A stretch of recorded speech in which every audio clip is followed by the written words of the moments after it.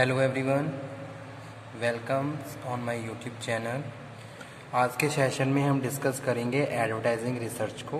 ठीक है, तो यहाँ पे डेफिनेशन सबसे पहले डिफाइन करते हैं। Advertising research is being extensively used by the both advertiser and advertising agency.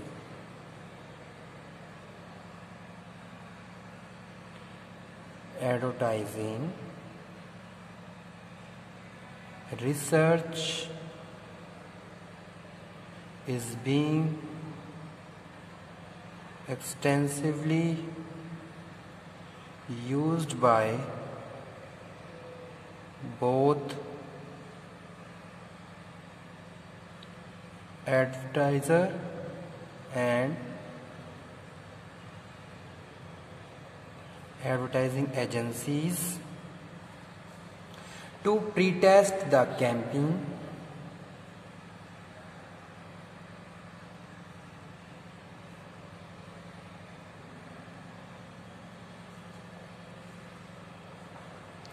evaluate the media,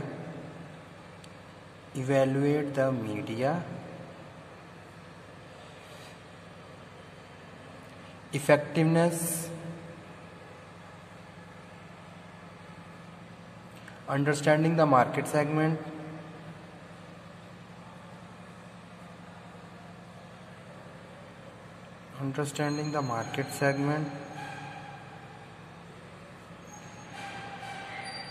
best suited from the firm product,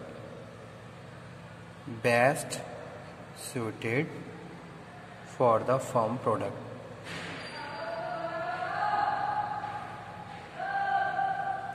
तो एक तरीके से अगर मैं एडवर्टाइजिंग रिसर्च की बात कर रहा हूँ तो एडवर्टाइजिंग रिसर्च क्या है?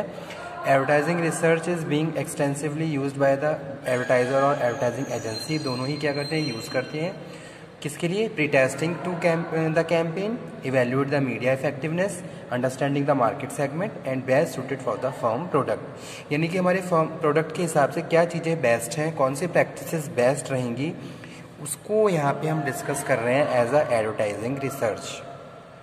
तो एडवर्टाइजिंग क्या है? एडवर्टाइजिंग रिसर्च भी क्या है? एक सिस्टमेटिक क्या है? स्टडी, इन्वेस्टिगेशन ऑफ इंफॉर्मेशन, जो भी हमारे प्रोडक्ट से रिलेटेड है, हमारी एड से रिलेटेड है, उसको हम क्या कर रहे हैं? सिस्टमेटिकली गैदर कर रहे हैं, स्टडी कर रहे हैं, एग्जामिन कर रहे हैं, ताकि हम ये फाइंड आउट लगा सकें कि भी क्या चीज़ें हमारे प्रोडक्ट एंड सर्विसेज के लिए बेस्ट रहेंगी और किस तरीके की एडवर्टाइजिंग को हम इफेक्टिवली प्रोसीड कर सकते हैं। तो वो क्या है? एडवर्टाइजिंग रिसर्च है। ठीक है, तो इसीलिए यहाँ पे लिखा हुआ है प्री टेस्ट। आप क्या कर रहे हो? प्री टेस्टिंग कर रहे हो कैंपेनिंग की, इवेल्युएट कर रहे हो एडवर्टाइज मीडिया इफेक्टिवनेस को, और साथ के साथ आप अंडरस्टैंड कर रहे हो मार्केट को, और साथ के साथ आप क्या ये भी फाइंड आउट कर रहे हो कि भाई कौन सी प्रैक्टिसेस हमारे प्रोडक्ट के लिए बेस्ट रहेंगी। तो ये सारी चीज़ें स्टूडेंट किसका पार्ट है? एडवर्टाइजिंग रिसर्च का पार्ट है। यानी कि the activities which are related to your product, ठीक है, and advertisement, that activities you have to research. आप क्या कर रहे हो? उन एक्टिविटीज़ के लिए रिसर्च कर रहे हो, ताकि आप फाइनली जब अपनी रिसर्च को ड्राफ्ट करो तो वहाँ पे आपको आपके जो भी ऑब्जेक्टिव्स हैं वो आप अचीव कर सको। ठीक है, तो इसके लिए आप क्या कर लेते हो? पहले एडवर्टाइजिंग रिसर्च कर रहे हो। ओके, तो एक तरीके से इसको हम एक दूसरे मीन में भी डिफाइन कर देते हैं। Advertising research concentrate on types of advertising campaigning which would be most suitable for the product. यानी कि हमारे प्रोडक्ट के लिए कौन सा एडवर्टाइजिंग, किस तरीके की एडवर्टाइजिंग मोस्ट इंपॉर्टेंट रहेगी, सूटेड रहेगी, तो वो भी क्या है? हमारी एडवर्टाइजिंग रिसर्च ही है। उसमें भी हम क्या कर रहे हैं? एडवर्टाइजिंग रिसर्च की बात कर रहे हैं। जैसे कि सपोज आज के टाइम में जैसे जैसे टाइम चेंज हो रहा है, सिनेरियो चेंज हो रहा है, तो हमें क्या करना है? हमें ये फाइंड आउट करना है कि भाई हमारे प्रोडक्ट के लिए, हमारी कंपनी के लिए कौन सा तरीका बेस्ट है। उसके लिए आप क्या कर रहे हो? रिसर्च कर रहे हो। तो वो क्या है? आपकी एडवर्टाइजिंग रिसर्च है। Advertising research tries to correct any aberration in the selected market segment of the product, as well as it tells the advertiser about the type of creativity and the language including slang and the dialect that would be stimulate the segment. Okay, तो वो क्या है? Advertising research. जैसे कि बात कर लेते हैं एरियाज ऑफ एडवर्टाइजिंग रिसर्च, तो कौन कौन से एरिया हैं एडवर्टाइजिंग रिसर्च के, ये हम डिस्कस कर रहे हैं। डिटरमाइनिंग द एडवर्टाइजिंग मैसेज,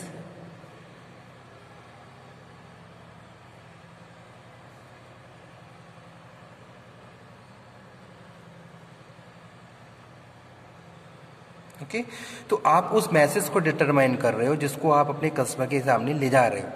जैसे सपोज आप कोई नया प्रोडक्ट लेके जा रहे हो, तो किस तरीके से आप इंट्रोड्यूस करोगे अपने प्रोडक्ट को अपने कस्टमर से, तो वो चीज़ क्या है आपके मैसेज पे डिपेंड करती है, जिस पे आप रिसर्च कर रहे हो कि भाई कौन सा मैसेज बेस्ट रहेगा और किस तरीके से हम अपने कस्टमर को इन्फॉर्म कर सकते हैं, परसुएट कर सकते हैं, मोटिवेट कर सकते हैं।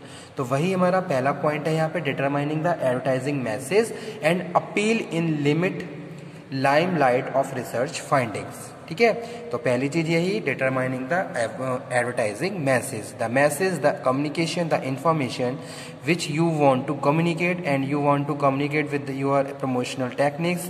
First of all you have to doing research on that. ठीक है, तो हम मैसेज पे रिसर्च करेंगे। जैसे कि सपोज एक छोटा सा एरिया आपने डिसाइड करा एक तरीके से प्री टेस्टिंग के लिए, तो वहाँ पे आपने उस मैसेज को ड्राफ्ट किया और फिर आपने वहाँ पे रिजल्ट्स फाइंड आउट किए कि भी अगर हम इस तरीके से मैसेज को डिलीवर कर रहे हैं तो क्या फीडबैक आ रहा है हमारे कस्टमर्स का।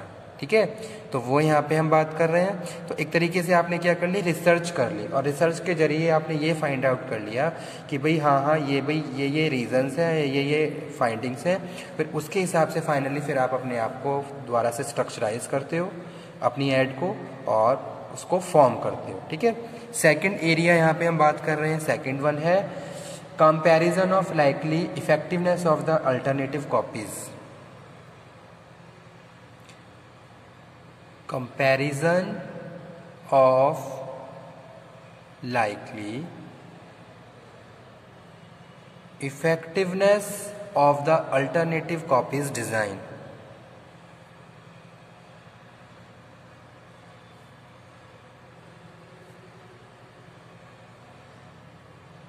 ठीक है, यानी कि आपके पास जो भी अल्टरनेटिव है आप उनमें से क्या है किसी एक को सिलेक्ट करोगे, तो उसके लिए भी आप क्या कर रहे हो, रिसर्च कर रहे हो कि भी कौन सा तरीका आपके प्रोडक्ट के लिए बेस्ट है, आपकी कंपनी के लिए बेस्ट है। तो वो सेकंड यहाँ पे हम बात कर रहे हैं, comparison of likely effectiveness of the alternative. यानी कि आप क्या है, जितने भी अल्टरनेटिव है आप उनको आपस में कंपेयर कर रहे हो, और कंपेयर करने के बाद ये फाइंड आउट कर रहे हो कि भी कौन सा तरीका या कौन सी कॉपी आपके प्रोडक्ट के लिए, आपके लिए क्या है, बेस्ट है। ओके, तो वो क्या है, सेकंड एरिया है रिसर्च का। उसके बाद थर्ड वन है evaluating and selecting the media mix. Third यहाँ पे हम बात कर रहे हैं evaluating and selecting media mix. ठीक है, अब यहाँ पे हम बात कर रहे हैं किसकी, इवेल्युएटिंग एंड सिलेक्टिंग मीडिया, यानी कि कौन सा मीडिया सोर्स आपके लिए बेस्ट रहेगा, आप उसको सिलेक्ट इवेल्युएट कर रहे हो और सिलेक्ट कर रहे हो। अब यहाँ पे हम बहुत सारे और फैक्टर पे भी रिसर्च करते हैं कि भाई कस्टमर किस टाइप के हैं। पहली चीज ये, किस टाइप के आपके कस्टमर हैं, वो किस एरिया से बिलोंग करते हैं, ये इस पे भी आपको रिसर्च करनी है। ठीक है, किस तरीके से उनका बिहेवियर है, इस पे भी आपको रिसर्च करनी है, और किस तरीके से आप उन्हें फैसिलिटेट कर सकते हो। ठीक है, तो ये सारी चीजें आपकी क्या है, रिसर्च का ही पार्ट है जो यहाँ पे हम बात कर रहे हैं। कस्टमर किस एरिया, किस जियोग्राफिकल रीजन को वो बिलोंग करते हैं, उनका क्या बिहेवियर है, और ठीक है उनका क्या नॉलेज लेवल है, और वो किस तरीके से हम उनको फैसिलिटेट कर सकते हैं। तो उसके हिसाब से फिर हम क्या करेंगे, मीडिया को सिलेक्ट करते हैं।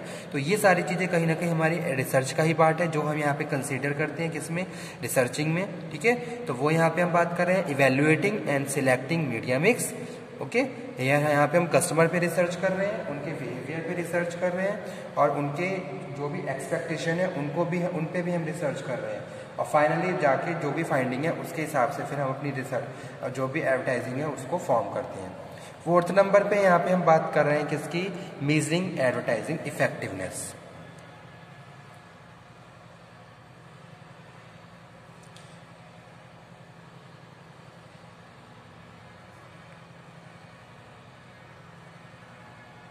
Measuring advertising effectiveness. ठीक है, यानी कि जो फोर्थ एरिया है एडवर्टाइजिंग रिसर्च का, वहाँ पे हम उन मेजरमेंट्स को ले रहे हैं जो हमारे लिए क्या है, इफेक्टिव है। जैसे सपोज मैं कोई भी स्ट्रेटेजी बना रहा हूँ, अब वो स्ट्रेटेजी कितनी सक्सेसफुल रहेगी उसके लिए पहले मैं उस पर रिसर्च कर रहा हूँ, ठीक है। और रिसर्च करने के बाद टाइम टू टाइम मैं उनको एनालिसिस कर रहा हूँ और उसको कंट्रोल एक तरीके से मेज़र भी कर रहा हूँ कि भाई कौन कौन से ऐसे फैक्टर्स हैं जो मेरे लिए क्या है, सक्सेसफुल रहेंगे।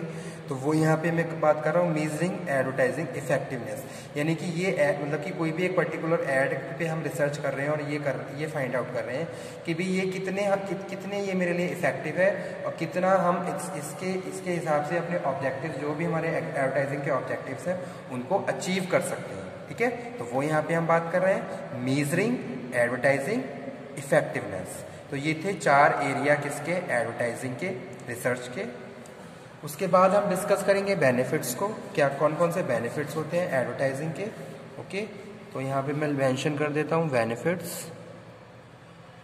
Benefits of advertising research. तो क्या क्या बेनिफिट्स हैं एडवर्टाइजिंग रिसर्च के, शॉर्ट में हम डिस्कस कर लेते हैं।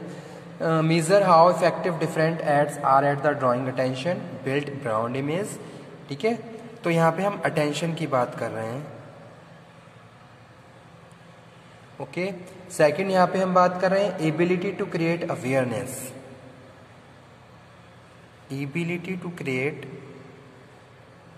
अवेयरनेस, किस तरीके से हम अवेयर कर सकते हैं कस्टमर को, तो ये हम एडवर्टाइजिंग रिसर्च से पता लगा लेते हैं। Assess and ad ability to create awareness, generate lead and increase conversion. Second है measure how effective different ads are at drawing attention, build brand image, okay.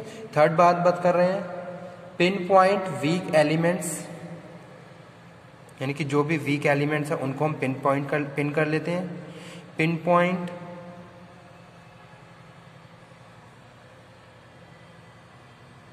weak elements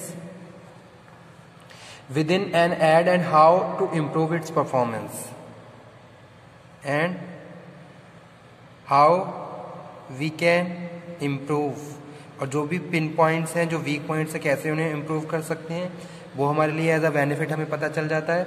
उसके बाद नेक्स्ट है identify element that can be part of integrated ad campaigning, okay. Identify important elements, जो भी हमारी add के लिए क्या है, इम्पॉर्टेंट है। और लास्ट हम बात कर रहे हैं provide a framework for the creative design team allowing them and create effective ads, indicate which creative element and content appeal to different target segments. ये भी अपने रिसर्च से फाइंड आउट कर लेते हैं, ठीक है। तो